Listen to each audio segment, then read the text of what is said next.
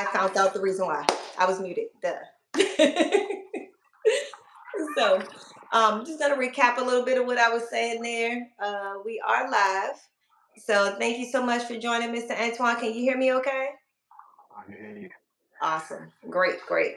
All right. So I'm just going to recap a little bit of what I was saying because I actually was muted and didn't realize I was muted. So last week we had a really great discussion. For anyone who did not see that, please definitely go back and take a look. It's something for everyone, male, female, you have kids or not. It's one of those things. Thank you so much for letting me know. You can hear? Great. um, but basically, our lawyer, definitely Attorney Joe, came out and helped us out with getting some information about what you need to know about transporting your firearms. It is the holiday season. People do tend to carry their firearms along with them. They're traveling, visiting family and friends in other places.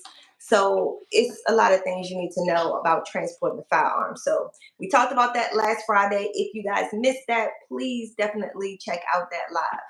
So today I have Mr. Antoine here with me right now, and Mr. Brandon's going to join us a little bit later.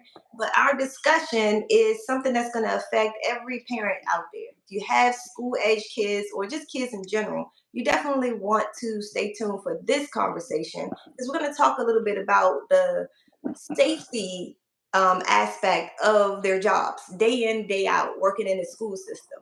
So I have two professionals that works for DC Public Schools. However, I want you guys to know that they are not speaking on behalf of DC Public Schools. They're not speaking on behalf of the school that they work on, and which I would definitely keep to ourselves. We're not going to share that information for their protection out there. And just the views of what they explain is their personal feelings and don't have any reflection on the school system whatsoever. It's what they feel and how they go about their day-to-day jobs. So Mm-hmm. welcome everyone. Thank you so much. Hi Kim for joining us. And Aiden, hello, it's my brother. Okay, but okay. No, so we're not going to make any comments like that. So that's another part of what I have to discuss here today. This place is a safe place for expression. However, we are going to be respectful and mindful of everything. So even comments like that, even will get you kicked. Okay, so that's your warning right there. Just letting you know, I don't take no disrespect. Anybody here that comes on here knows that right from the ground, right from the jump. No disrespect whatsoever. Respect all around to everyone, back and forth. It goes the same way. So Mm-hmm. let's jump right back into this. So, Mr. Antoine, I'm going to have you tell our audience what it is that you do for a living. I didn't want to spill the beans on that right away. I wanted you to give a proper explanation so that we have a good insight of what you do for DC Public Schools. So my name is Antoine Cook. I'm a school counselor. Born and raised in Washington D.C., straight out of Southeast D.C. Me Graduate too. graduate from Anacostia High School. Left and went to college. Played ball. Came back. Got my master's and became a school counselor. The rest is history. It's just been a blessing, just being able to work with kids that look like me, change the way they think, change the way they act. I also own my own business called Mindful Men 2022, where I help men and young men deal with current and past issues. Awesome. I mean, that is so amazing. As I was having a conversation with you before, I explained this channel is based on women empowerment. So it's a women empowerment channel. However, I have lots of male audience. As you can see, Mr. Michael's here right now, and definitely a great supporter. Thank you so much for joining again, Michael. I look forward to your comments and questions as we go through things. It's men like you guys that, really help shape the world, honestly. My husband always is talking a lot about how men don't really support each other as much as women do in general. And that's one of the things I know you and I spoke earlier that you're kind of Hmm. pushing and trying to help the community get on board with, that men need to support other men. And so I really love the mindset of that. And beyond this conversation today, you're coming back because we need to have more conversation about that specifically. So when it comes to that, Definitely. Thank you so much, DMV Renovations. Anybody else join in? When you jump in, just let us know where you're coming from. I mean, you don't have to say the city, just the state is fine. Or if you're out of the states, what country you're coming from. I'd love to see where people are joining us from today. So, Mr. Antoine, my first question to you is, because this is a woman empowerment channel, I do want to ask this one question that would be, I don't know if you can give insight on this, but from your experience working in the school system, would you say that it's something, is there a certain safety concern that may be a little different for the women that are working in the school system versus the men that are working in the school system? Definitely so. Like most women, they coming in younger and younger. So some of them are probably graduating college, what, 23, 24, going into the school system. Some of the young men, like, they iron them up. They trying to see, if they grown enough or they still young minded and they can still pull them. So it's always a safety issue with anything like that. So you got to watch the way you dress, the way you behave, the way you carry yourself. Um, it's just your demeanor at the end of the day. Nobody should follow your social media page. You shouldn't follow theirs. You shouldn't change numbers, anything of that nature. For men, it's you're gonna have some challenges as men too. Not mostly with the young ladies, but mostly with some of the guys that wanna act like they go hard, but really soft for real. Because they think because you have a degree that you can't move a certain way. They don't know your background until you let them know, like, look, I'm not even built like that no more, but I can be built like that. So you gotta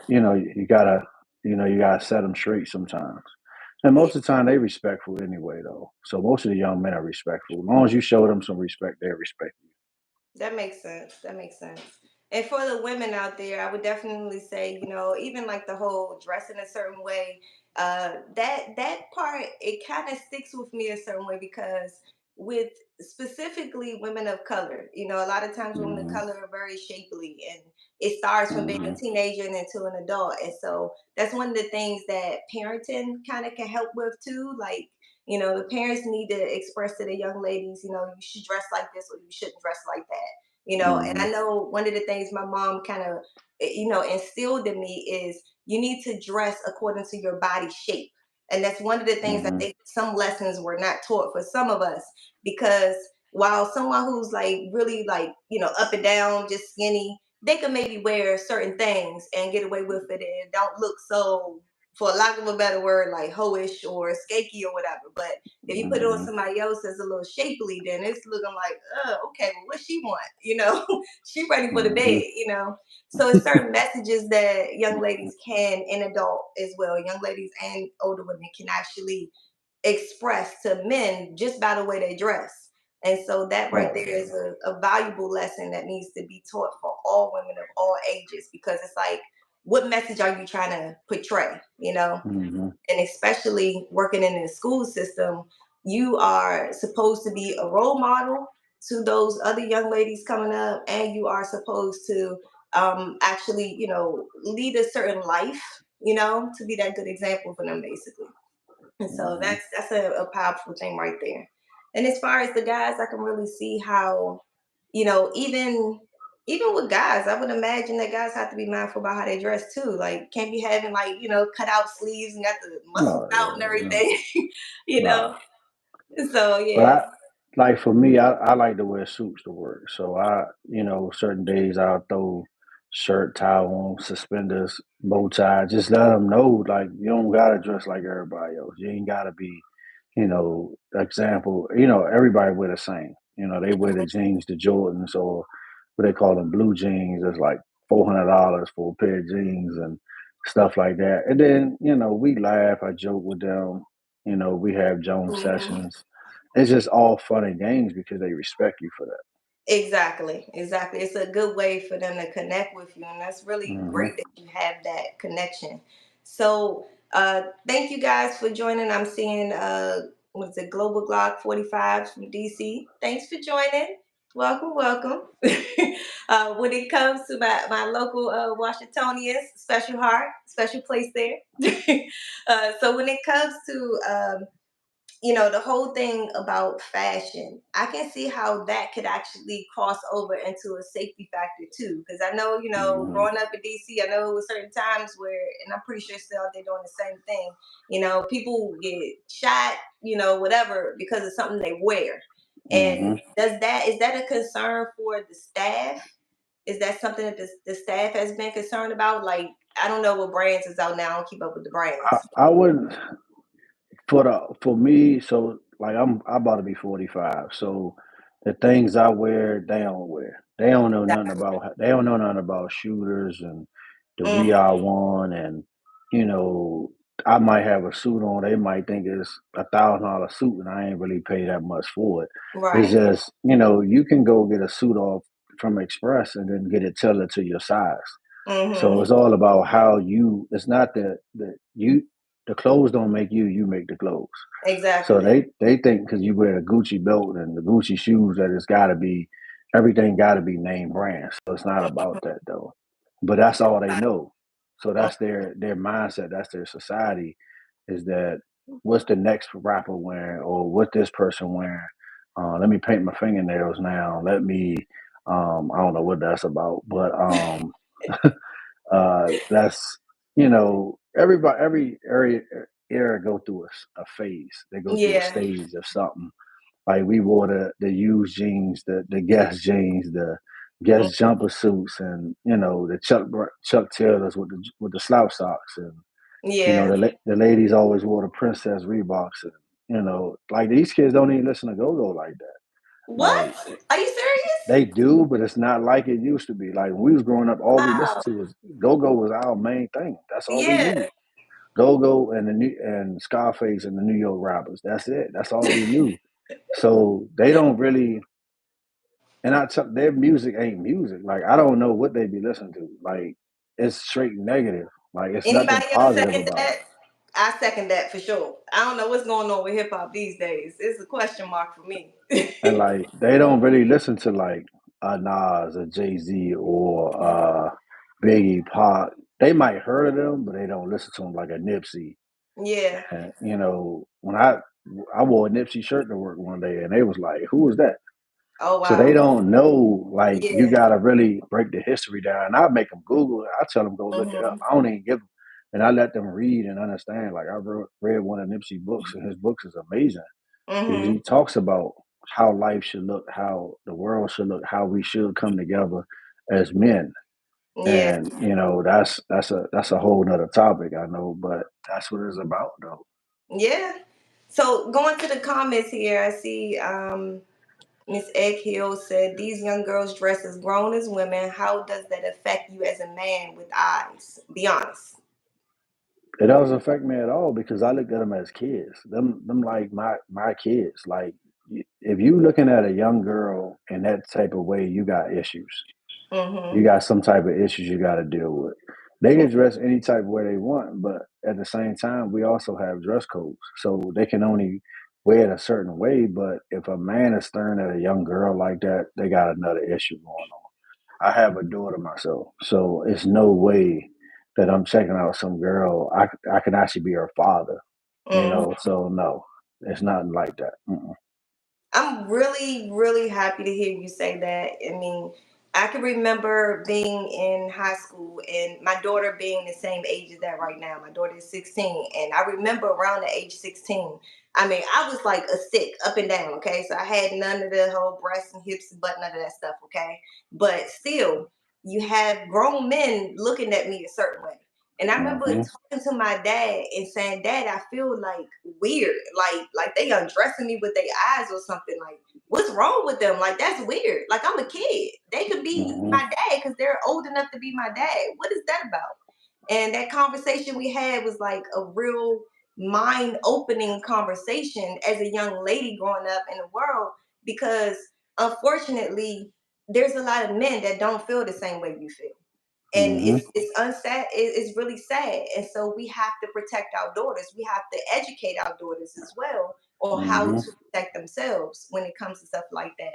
Because not only, like James said, hip hop turned Diddy, the world is basically turning Diddy when it comes to Right. stuff like that. So Everybody yeah. baby oiled up. Yeah, yeah. It's like it's really weird out here. So definitely having those conversations with young ladies. Do you have conversations like that as a counselor with some young ladies about how they dress and things? So you got to watch what you say. You definitely can't. It's about how you approach them, because you could say the wrong thing and they could take it and throw it a whole nother circle. So when I'm having like meetings with young ladies, my door is always open, or Hmm. I bring one of the female counselors in with me.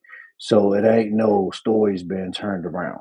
Exactly. So anytime I'm having a meeting with any student, I leave my door open, because you don't know, you never know somebody's perspective or how they might look at things. Or I'll put a parent on the phone just to have a conversation, depending on the situation. Hmm. Some of them come talk to you about real life situations. I let them know I'm a designated reporter. So if it's something dealing with you harming somebody or harming yourself, I gotta report it. It's just the nature of it. But at the same time, we got to get to a point where fathers, as men working in the school system, we are fathers too. We are Hmm. uncles, we're cousins, we're big brothers, we're everything to them, because they might not get the same love at home. Come like Right. today, Friday, when they leave school, we don't know what might happen to them over the weekend. We don't even know if half of them had a meal. Mm. So let alone what might transpire in the next month. We don't know what might transpire in the next 12 months. So Hmm. like, and I tell my students, like, look at December as the fourth quarter. Walking into 2025, you need to watch your circle. You need to watch who you hang with, who you associate with, That's because fast. everybody's not your friend. Yeah. So when it comes to having those conversations with these kids, do you feel like you kind of, as a counselor, like you're getting through to a lot of them, or you feel like they got their ears closed and they ain't really hearing you? Some of them got their ears closed, but most of them, when you have them deep conversations, if you're getting through to them, because they keep coming back. So when Okay. they continue to come back, that's when you're like, okay, what I'm saying is resonating with them. Yeah. I just try to educate them on everything. And I ask questions. I let them ask me questions. And then like it's a joking thing in my office. They know you come in, you upset. I tell them you got 4 cuss words. So you use all 4 of them in one sentence, you know not to say no more. And they know that though. They Uh-huh. respect that. I had a situation, a parent, so to have a parent teacher conference. Parent came in smelling like the ooh wee. Oh. So I had to shut the meeting down. I shut it down. The, Mm-hmm. the parent upset, I had to pull him to the side and let him know, like, you can't come in here like that. Right. He want to fake buck bad in the building, child there, and I'm like, look, bro, Mm-hmm. Yeah, we're not. it's not like that. Like, seriously, don't let the bow tie fool you, man. Like, it's Yeah. not like that. Don't let the degrees on the wall fool you. Mm-hmm. This is about respect. Exactly. Now, At the end of the day. now he my best friend. Yeah, that's how it goes. That's how it So goes. I mean, now he blows me up. He called me all the time asking how the child doing and stuff like that. Now oh, the that's child did a whole awesome. 360. Oh, 360. Boy on honor roll and everything. That's great. Congrats. Congrats. That's an So awesome it's just success about how story. you just gotta talk to them, and you can't, like, you gotta talk to them and not at them. Exactly. That's Exactly. the You gotta issue. find out their medium and what's going on with their Hmm. life because honestly, it's crazy out here. So Cause I you know I don't saw, know. Big Daddy 444 said because these niggas out here lame. But they blame women for not allowing fathers to be active. So that's a good statement Uh to make right there. I really appreciate you putting that okay. out there. That Um, makes sense. I can yeah. respect them for that, because Hmm. it's kind of true. I agree with Yeah. him on that one, because a lot of women won't let men be that, like let me get them type Exactly. situation. For some reason, they gotta step in. Well, boys, you gotta move out the way and let us do us. Yeah. Especially at a certain age, they Hmm. start smelling themselves. They feeling themselves. At 4 years Exactly. old, when they get 4 or 5, you got to get out the way. Exactly. You gotta let us do us. Not saying we're gonna put harm to them or hurt them, but the Hmm. biggest problem is we got to get to the point fathers when we stop leaving the homes and the women stop marrying the system Yeah. because they letting the system take over them because that's the only way of them seeing a different light. They feel Exactly. as though if they don't have the proper income, so Hmm. let me put them out, let me put them on child support, and let me go get Section 8. Then I can live the way I want to live. That's not cool. Mhm. So So here we we got got to the get to government coming into the house. I mean, like it has been for what 40 years, 50 years for sure. Government coming in the house dictating how our families should look, and they're staying in exactly. that system. So that makes a lot of sense. And Brandon, I see you. Thank you so much for checking in. We're gonna drop you in here in a moment. We're gonna swap you guys in just a second, okay? So definitely stay tuned. Um, but yeah, I mean that's a awesome valid point because dads are needed, like men are needed, and that's the part Hmm. where some people are just not making that connection. And I stress that so much as I speak to women, as much as I speak to children. I mean, even with my own kids, it's like we have all girls, okay? God bless us with 4 girls, okay, you guys. So yes, pray for my husband, y'all. Mm, Pray for mm. him. Pray for me too. He need a So collection. He need a collection plate. yes. Whew. um but honestly, I commend him all the time and try to like empower him and let him know, hey, look, I appreciate you being in these girls lives. And one of the Mm, things he does with them on an everyday basis is when they come off of school, it's like we check in with each other. It's like, hey, how you doing today? And how was you? Okay, I see you happy today. Okay, we're good. Okay. And mm, oh, I see you not really as jittery, or you ain't go right and get your snack, you went right in your room basically, so I know I need to give you some space. So he's kind of like filling out the temperature with them on a daily mm, basis, and then also talking to them about their day. Like he asks them, hey, what's the tea for today, what happened? Or mm, I appreciate him having those conversations because he's building and he has a great relationship with those girls. So mm. it makes me know that they're going to go out in the world and be great women because they have a great dad in their life. And it's really, really important. That's true. Yeah. So I appreciate you saying that, though, that women, you guys listening out there, you heard a man say, step aside, let the dad step in and do what he's supposed to do as a dad. Okay. Hmm. And I'm pretty sure we got a lot of other people out here can definitely second that as well. So if you agree with that statement, go ahead and put something in the chat box to let us know. If you agree or disagree with that statement, let the dad do what the dad need to do. Because they get a certain age, they gonna get bigger, they gonna get stronger. But Hmm. sometimes you got let them know you want a buck bad. We can take it to the park with these gloves on. Let's put it in the Exactly. backyard. Yeah, it's Yeah. just it ain't about hurting nobody. It's about just letting them know who run his house. It It's ain't man you. language. Man language. Yeah, That's all I'm going to yeah. say. Show them a little. It's just a little extra love. That's it.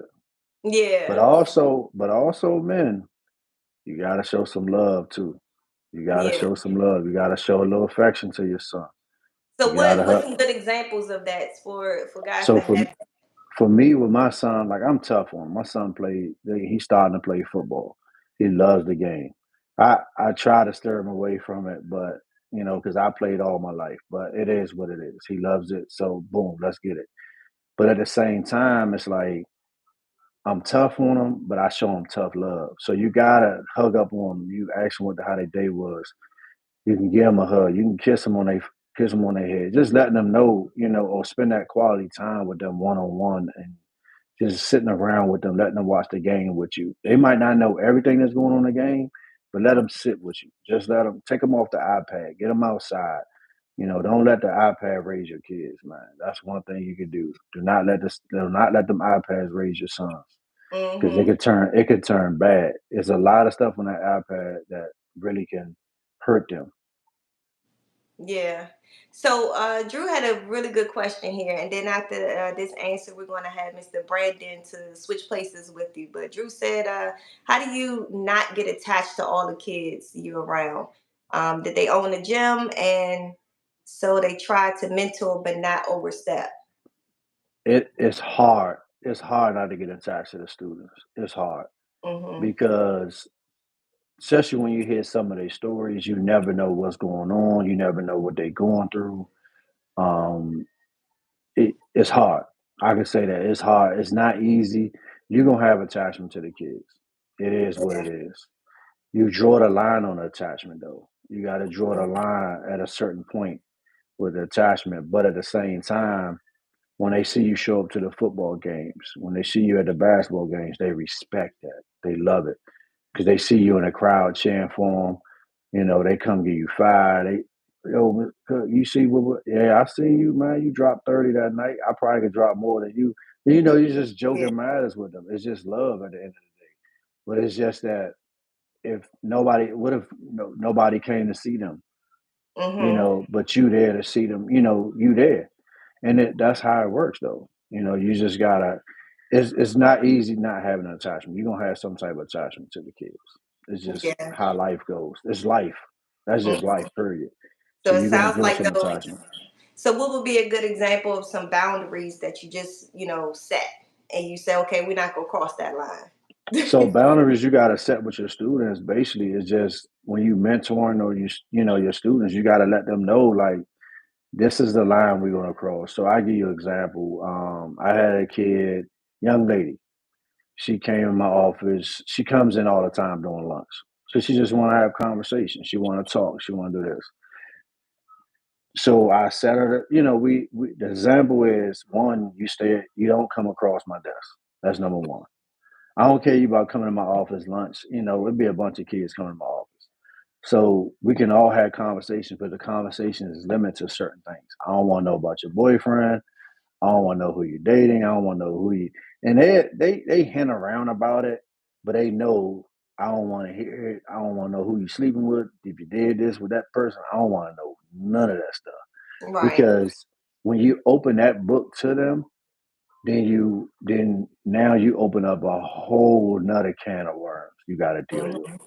Now you got to start reporting stuff that you shouldn't even be knowing about. So now Exactly. you're reporting stuff like, oh, she didn't have sex with this boy in the school, or da da da da. So now you come a whole different reporter, and the parents gonna start looking at you funny. Exactly. Yeah. So They're gonna there's start that looking. protection right there for your job right there, what we're talking about today. Just these I wanted to talk to you a little bit more about these things because I don't think that we make those connections. As a counselor, you know what Hmm. dangers your job actually entail. But when it comes to the parents, we don't understand when our kids go to school, we're sending them in your care and here it is, they're confiding in you with information. You have to make judgment calls about reporting this or reporting that. Hmm. And these things ultimately could be the end of your job. Honestly, Yep. every day you're looking at every situation, any interaction you have with a student being the end of your job. Yep. So And it that's becomes like dangerous. when I got incoming ninth graders, I just tell the parents all to break. Look, I have an open door policy. I Mm-hmm. have open for the parents and the students. So because coming in the ninth grade in a big school building, these kids are lost. They Yeah. don't know. They so used to being the man or the woman at the middle school. So when they get to high school, it's different. You're not the man no more. So you gotta redevelop yourself. You gotta show this type of compassion. You might gotta some of them want to dress a certain way because they see the older kids dressing this way because they want some attention. So Exactly. that's when it comes back to showing your kids some attention at home. That makes sense. All right, so what we're gonna do is switch places with you and Okay. Brandon right now. So Okay. if you want to just use the other link and just kind of stay tuned, and you'll see when it's time for you to jump back on. Okay. What was the? I don't remember the other link.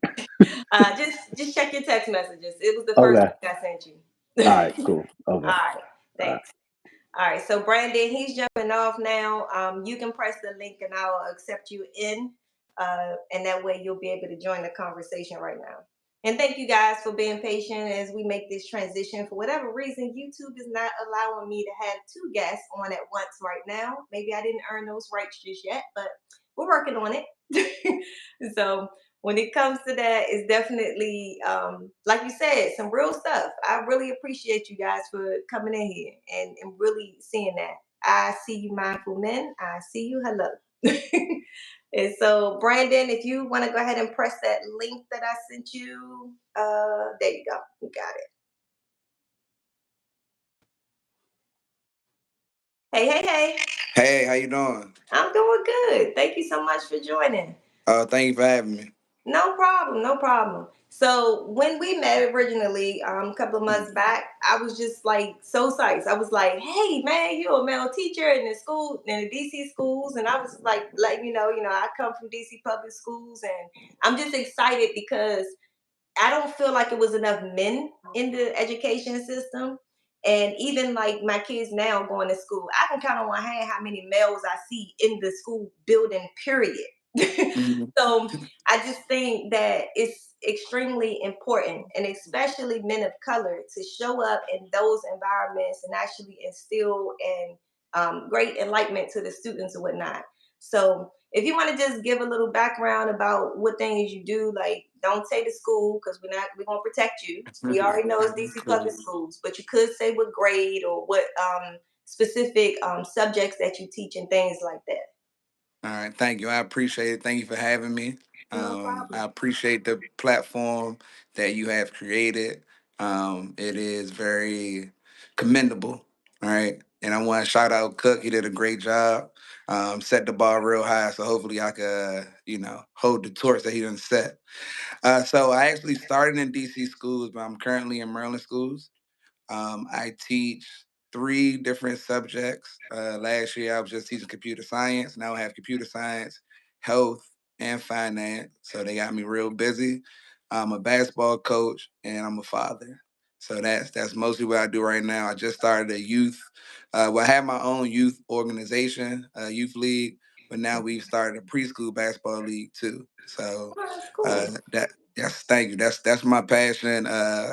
Coaching, mentoring, just being somebody that people to look up to. That's great. I mean, honestly, when it comes to this, I can't speak enough as to how important it is to have men out there really in the community helping others and showing up, especially for our youth. Like they need it, honestly, because being a parent is hard. I'm pretty Right. sure Yeah, you can attest to definitely. that.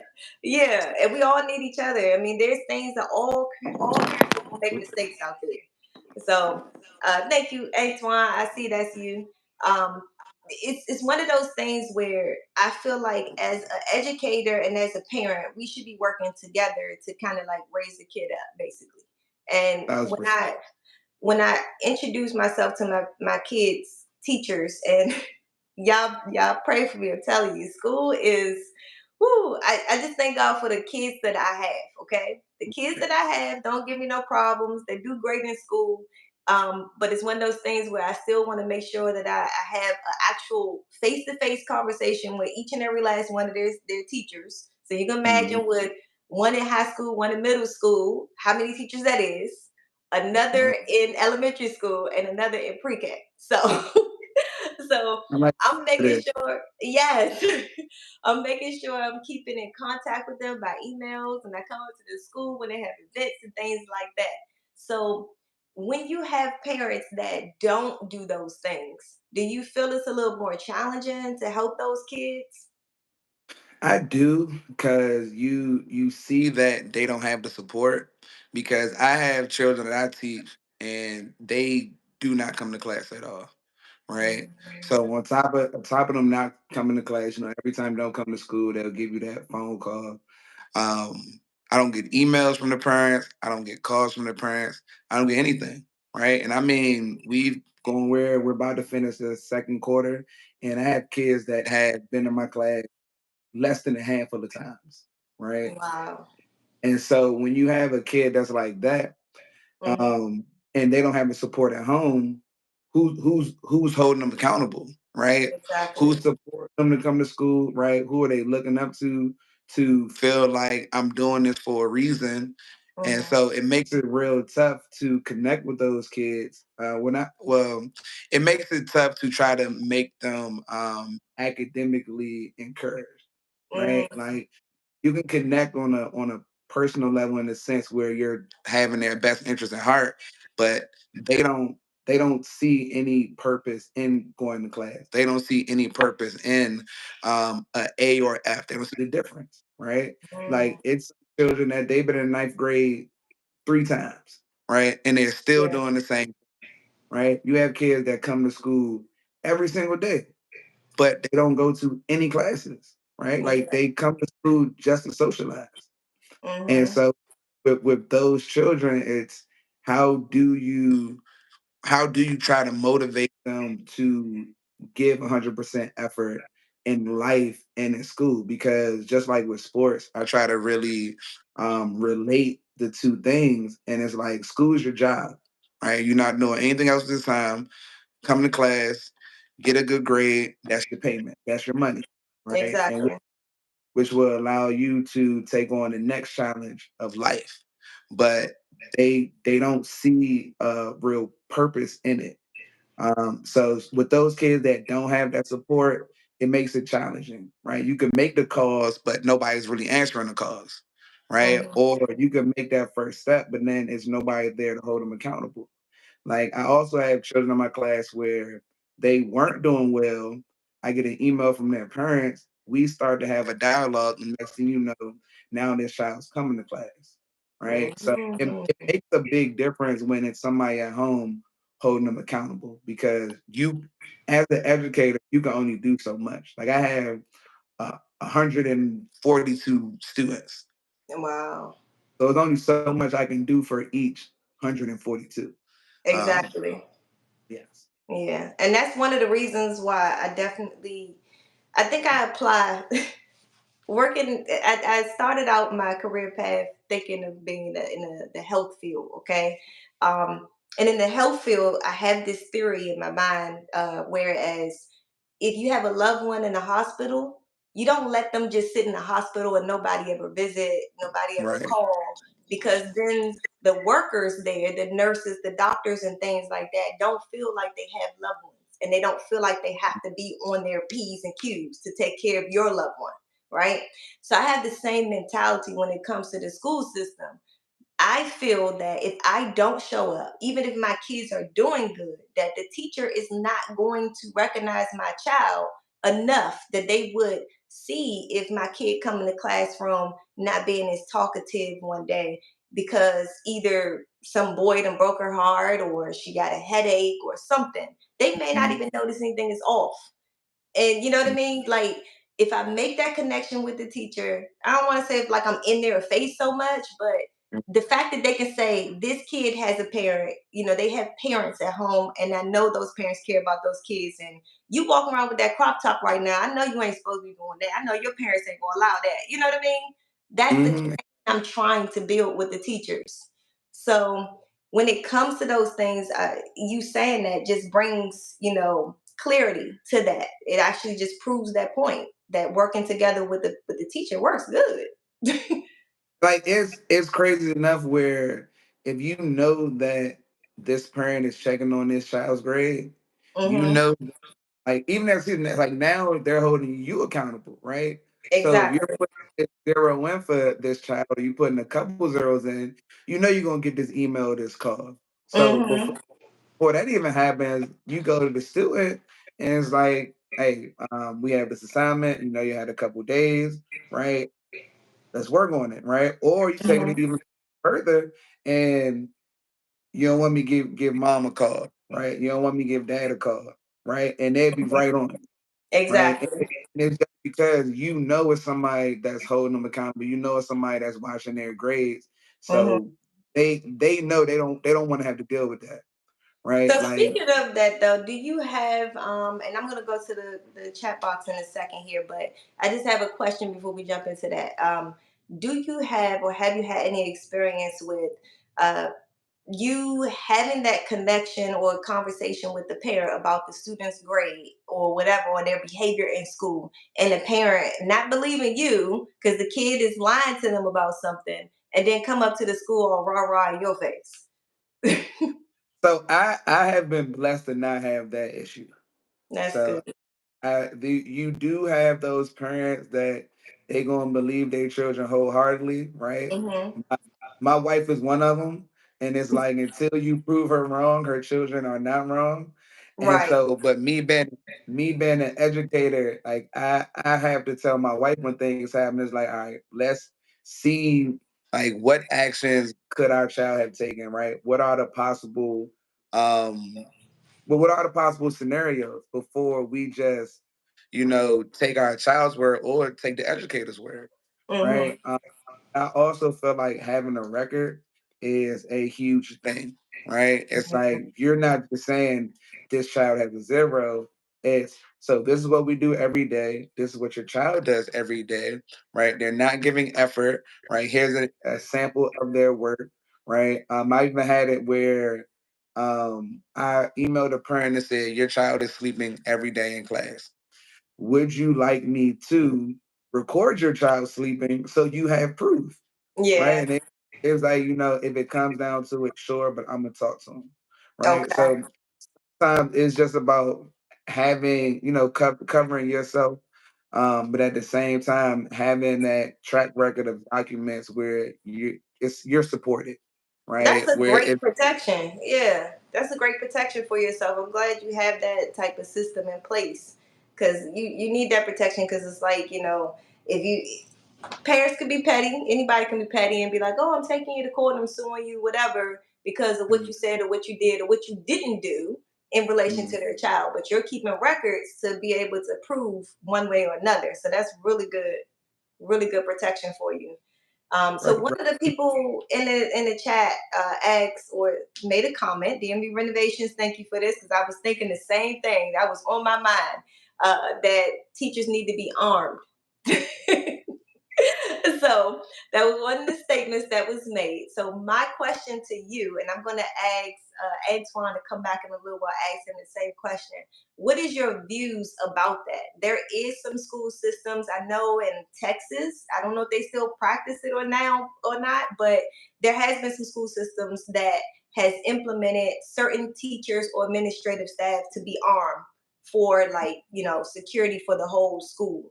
So, what is your views on that? A teacher being armed or not? Do you think that they should or shouldn't be?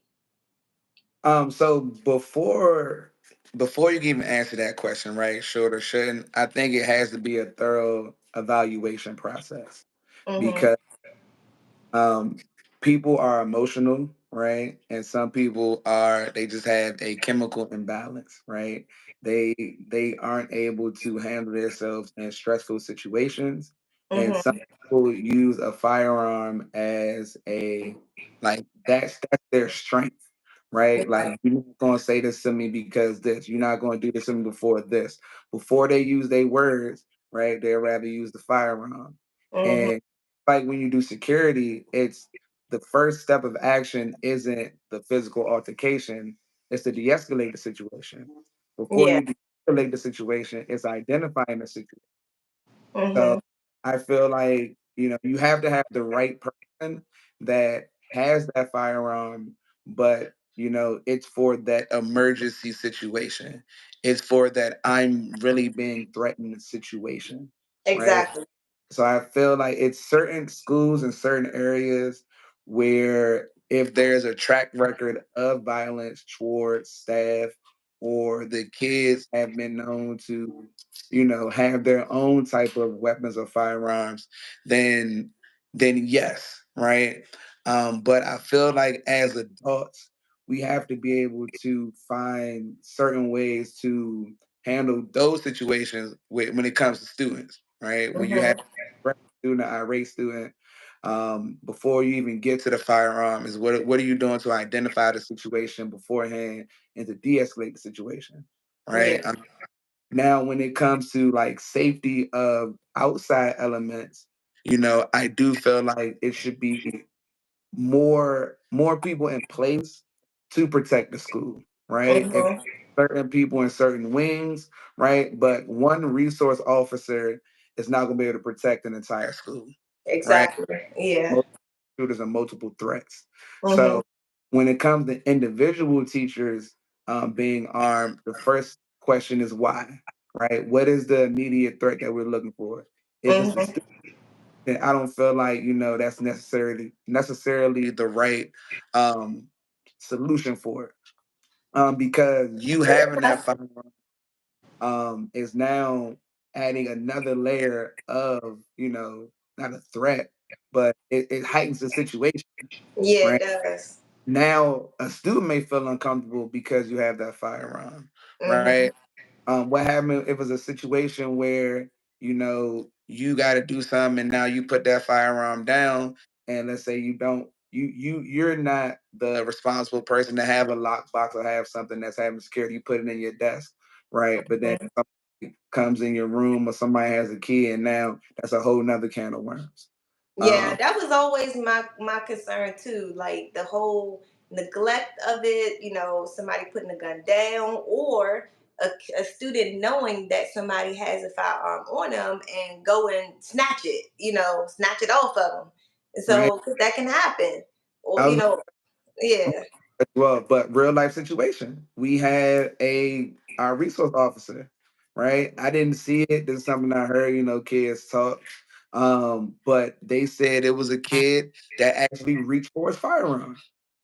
Right? Mm, And the kid, and just the steps that the schools take to like reprimand the kids, discipline them, is it's not good a lot of times, right? Like a lot mhm. of, it's not even a slap on the wrist, right? It's a tap on Right. the wrist. So Mhm. that kid was still in school apparently, right? You reach for the officer's firearm, you need charges and you need to be taken out of the Yeah. system, right? Of the school. Mhm. So I just feel like that's a tough situation. So I feel Yeah. like if if you're in a certain area where there's certain levels of threats, right, or you're teaching a certain population of students that are tend to violence, then I feel like that school may be armed, right? But I don't think every school should be armed or every teacher should be armed. If that Okay. is the question, if I was too much. Yeah. I mean, it does. You gave good insight to back up your answer and to why. So I appreciate you explaining that.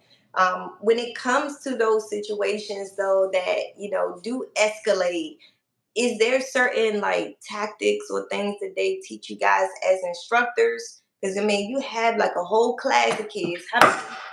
I don't know how many kids you normally have in your class, like 30, 40, or 20, 30, 40, something like that. From 15 to Okay. 28. Okay. Yeah. So with that, it's 1 to 28, and if something happens where you actually have to physically break up a fight or anything like that, like I guess that's my first question. Do they expect a teacher to break up a fight? So they do, right? But I don't feel like it's more situational based, right? Mm-hmm. But they do feel like you should, if you have to physically de-escalate a situation, then Mm-hmm. then yes. Um, so it's tricky because The reason you have why I asked is I seen a video recently. I don't remember what this video was, where a parent was upset because their kid was jumped and no staff had broke it up, and it was like minutes past, like 10 minutes or something, and their kid has broken this and busted this, blood everywhere, things like that going on with them, and no staff member actually broke up the fight. So that's why I asked that question. Yeah. Well, so they want, and it's the crazy part, right? If you try to de-escalate the situation and the kids get physical with you, and you get physically physical back to protect yourself, you're in Hmm. trouble. Yeah, Right? yeah. So it's like how they have not gave specific guidelines on how they want you to break up fights or break up um dangerous situations, right? That's It's important to know. That's important to know because you need that type of security and safety to know that I can do this or I can't do that.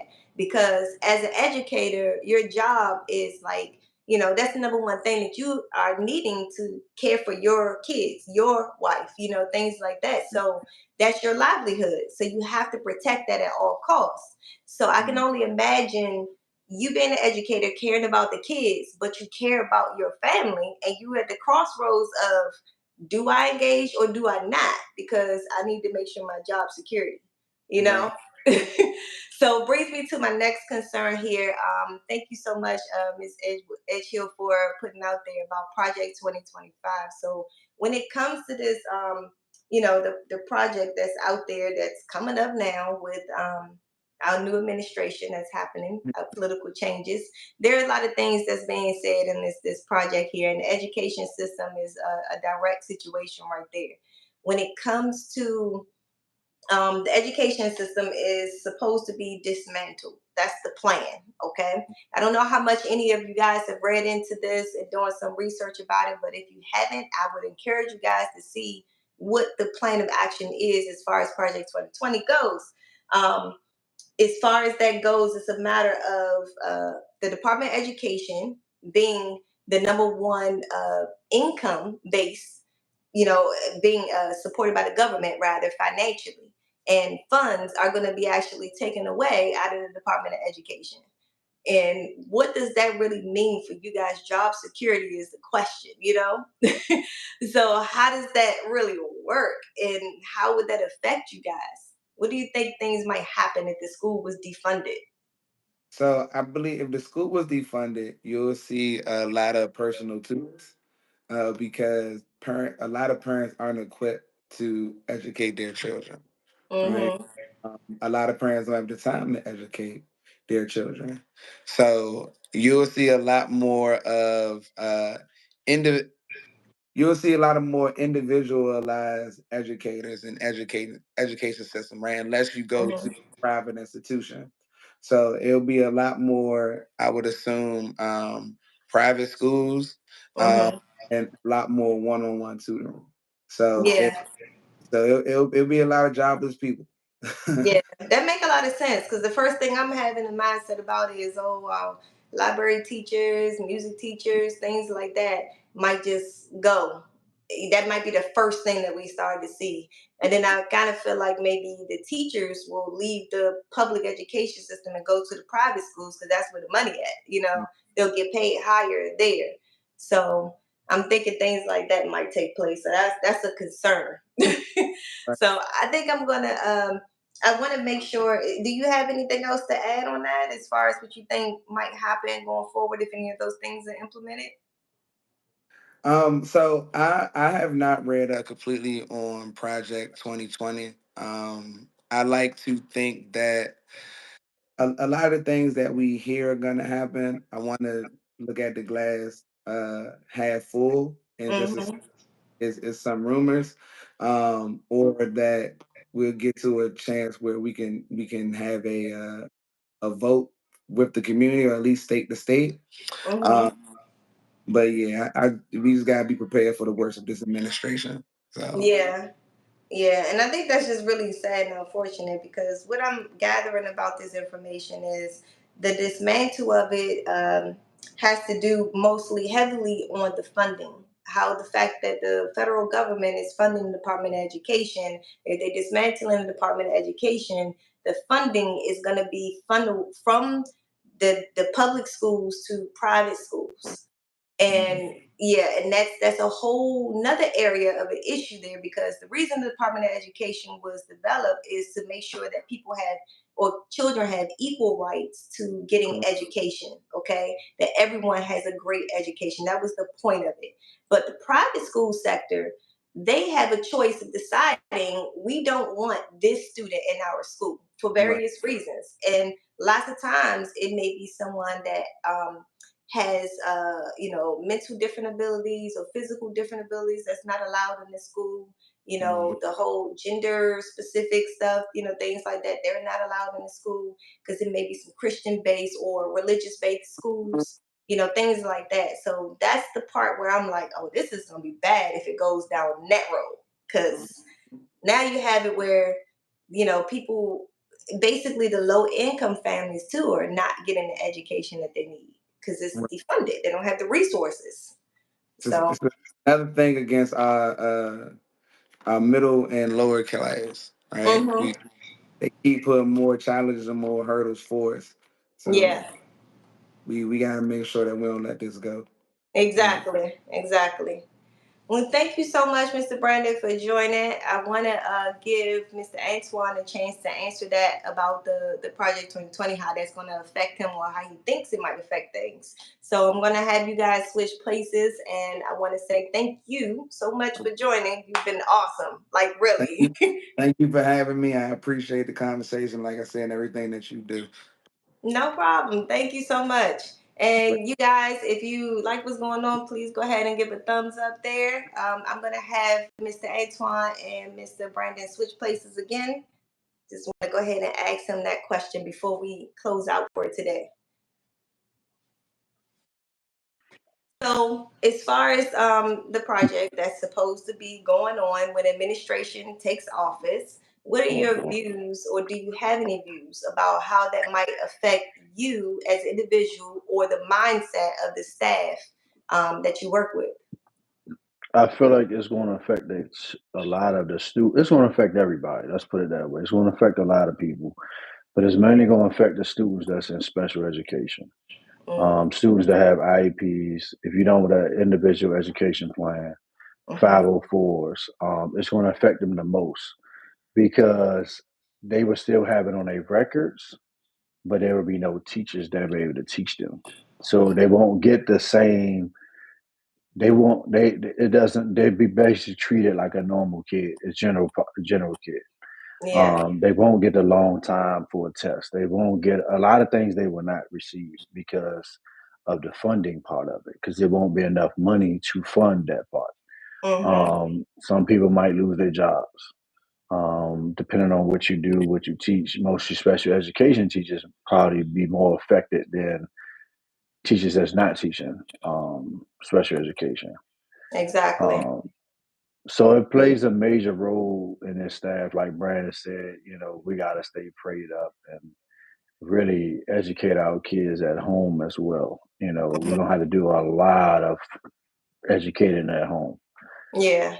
That's what it's gonna fall down to.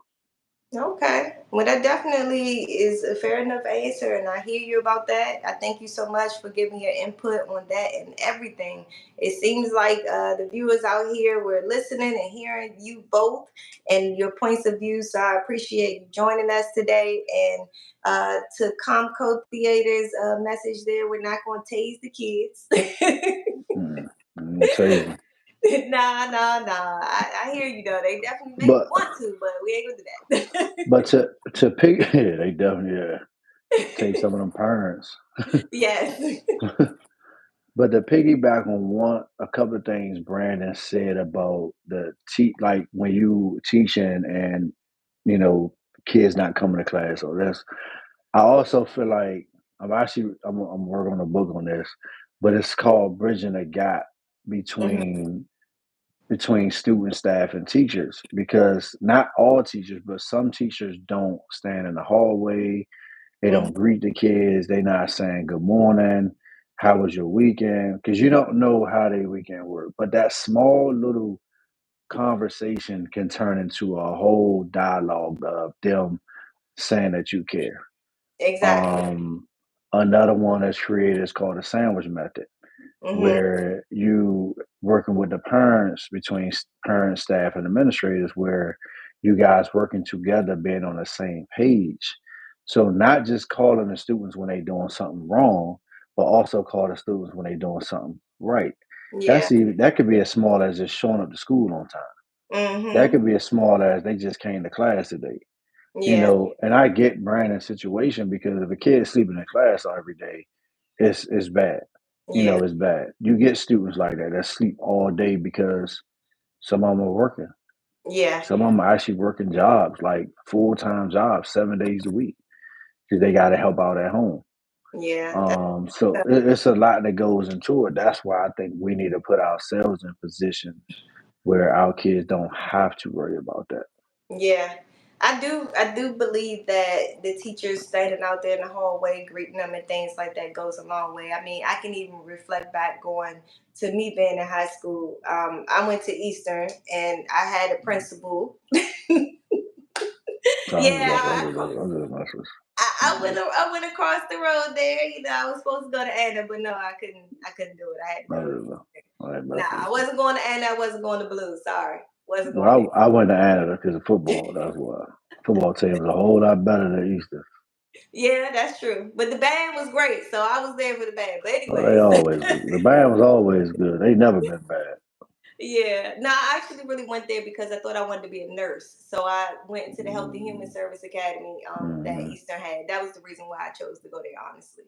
Okay. Um, and but when it comes to my principal that I had, he actually used to go like the metro. For those who don't live in the DMV area, you may not be familiar with this, but State of DC Army. DC didn't have the buses coming to pick us up, the bus. Mm-hmm. So we walked or we called Metro to school. And For I sure. called Metro to school. And guess who will be right there making sure ain't nobody going the wrong direction? My principal, which was Mm-hmm. down the street around the corner. He would be right there making sure that we walked the direction towards the school building. And he always had another administrator, the one of the assistant principals, at the other corner, making sure they direct the traffic some more towards the building. And I thought that was really, really a great thing that they were able to do that. So that went a long way. Yeah. Yeah, that's big. Yeah, so I always remember that, and that was a great thing. So I appreciate you and Brandon for joining us today, and you gave such good insight. I really think that both of y'all really help people out there, and that's what it's all about. Us having these Mm-hmm. community discussions to, speak to the people. The people need to know because things start right in the home, and that's how we fix things. That's how we break generational curses and how we set a good tone for our youth to grow up and one day take care of us, right? Yeah, that's the goal. That's always the goal. Yes. But Thank you, guys. you got 4 girls, so Yes. daddy will be straight. I Yes, don't he think will so. be. I don't know Yes. about mama, but he gonna be straight. He gonna be straight. You ain't never lied about that. They gonna take care of their daddy for sure. Yeah, he gonna be straight. Yes.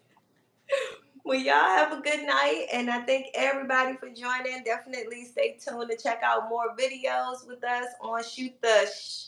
And definitely like and subscribe, of course. And we have a new video that just was launched today, a long content video with the interview from a young lady right in the DMV area who's doing some great work with the youth. You guys might want to check out that interview and see what she's doing right in our community to help the youth. You guys might actually want to reach out to her and help her with some of her things she has going on, honestly, Mm-hmm. because she's doing some really cool stuff. And I really appreciate how her method of helping the community because a lot of times you see the stop the violence things and it's all about basketball Mm-hmm. tournament, things like that, but not directly talking about stopping the violence. She's Mm-hmm. directly, approaching those things. So check it out when you guys get a chance. All right. And how can people get in contact with you? I know you say you have a So YouTube channel. you can catch me on mindful_men 2022 on IG. I go live every Monday for Mindful Mondays and on Thursdays for Q&A and conversation. Also, same name on TikTok as well as YouTube. Mindful MINDFUL_men 2022. It's just helping young men and men, period, deal with current and past issues. Okay. And we'll put that inside the description here shortly so people can get that link and be able to check out your channel as well. Because it looks like you got some great content to help lots of people out there with that. All right. Appreciate So you. y'all, you're welcome. No problem. And thank you guys so much for joining. I really appreciate each and every last one of you guys for staying tuned. I'll see you guys next week, Friday. Same place. Have a good night. You too.